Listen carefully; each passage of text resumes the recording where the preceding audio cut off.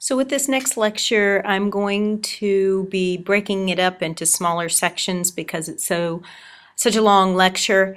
This part of it, we're going to talk about basic cell structure, different types of cells, what the cell theory is and what it says, and we may even get a little bit into things that are living and things that aren't living.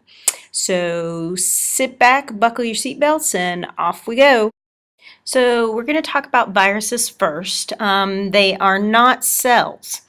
Not all the reactions that go on inside them take place inside them. They have to use another living organism to actually do their basic living things.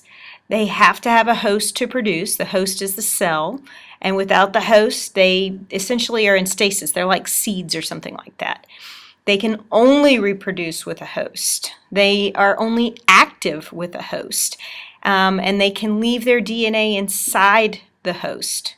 Now, the thing that's kind of interesting about viruses, one of the many things, is that they aren't really sure where they came from. It could be that they've been living with us for a long, long time and they're very similar to us because of that.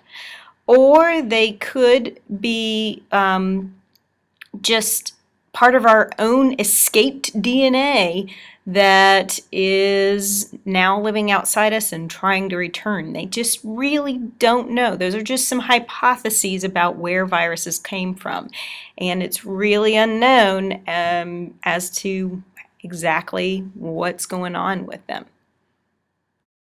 So what are the viruses actually composed of? They have a protein coat, they have some DNA or RNA inside of them, and if you look, there's the protein coat, and the DNA or the RNA, that's the genetic material, is passed on by attaching to the host and inserting that DNA inside the host.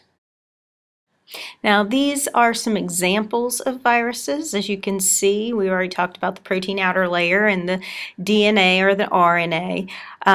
There's swine flu, which obviously is a nasty thing to get. HIV, which actually inserts its DNA into a human and can actually lay dormant for quite some time. Ebola, which is only found in Zaire, thank goodness, because it's a nasty fever that you bleed from every orifice of your body and essentially end up dying from it. There's adenoviruses, which are really common. There's lots of different kinds, but they cause pink eye and colds and things like that.